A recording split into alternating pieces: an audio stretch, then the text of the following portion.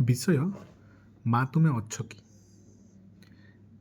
ନିଶବ୍ଦ ରାତି, ଘନ ଅନ୍ଧାର, ଚାରିଆଡ଼େ ସୁନସାନ।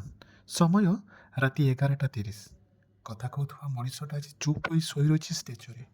କଥା କହୁଥିବା ମଣିଷଟା ଚୁପ୍ ହୋଇ ଶୋଇ ରହିଛି ଷ୍ଟେଜରେ। ଅଜାଣତରେ ଆଖିରୁ ଅମାନିଆ ଲୁହ ଝରି ଯାଉଛି। ମନେ ମନେ ଖୋଜୁଛି, ମା ତୁମେ ଅଛ ତ?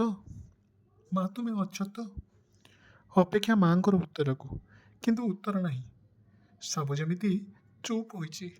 10 ମାସ 10 ଦିନ ଗର୍ଭରେ ରଖିଥିବା ମା, ରକ୍ଷା କବଚ ବାନ୍ଧୁଥିବା ଭାଇର ହାତ, ରକ୍ତକୁ ପାଣି କରି ମୋ ଭବିଷ୍ୟ ଦେଖୁଥିବା ବାପା, ଆଉ ବହୁଥିବା ପବନ, ଚାଲୁଥିବା ସମୟ, ଦୁଃଖ ସୁଖରେ ସାଥ ଦେଉଥିବା ସାଙ୍ଗସାଥୀମାନେ, ସମସ୍ତେ ଚୁପ୍, ସମସ୍ତେ ନିସ୍ତବ୍ଧ।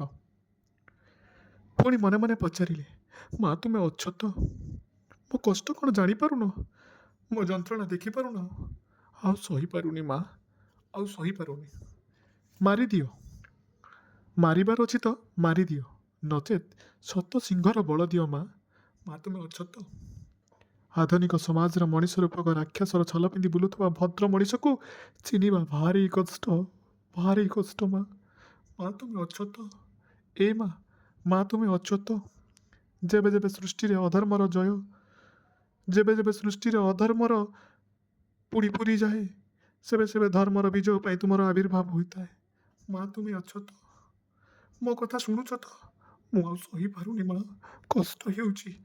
ମା ତୁମେ ଅଛ ତ? ଧରାପୃଷ୍ଠରେ ଅଧର୍ମର ବିନାଶ ପାଇଁ ସ୍ୱୟଂ ବିଜୁଳି କନ୍ୟା ଜଗଦମ୍ବା ଜଗଦେଶ୍ୱରୀ ମା ତୁମେ ସ୍ୱୟଂ ଦୁର୍ଗା ରୂପରେ ଆସି ମହିଷାସୁରର ବଧ କରିଥିଲ। ସର୍ବ ଦେବାଦେବୀଙ୍କ ଅସ୍ତ୍ରଶସ୍ତ୍ର ଧରି ଧରାପୃଷ୍ଠରେ ତାଣ୍ଡବ ରଚନା କରିଥିଲ। ଧର୍ମର ବିଜୟ ପାଇଁ ନିଜ ସ୍ୱାମୀଙ୍କ ଉପରେ ପାଦ ରଖିବାକୁ ପଛଘୁଞ୍ଚା ଦେଇନଥିଲ।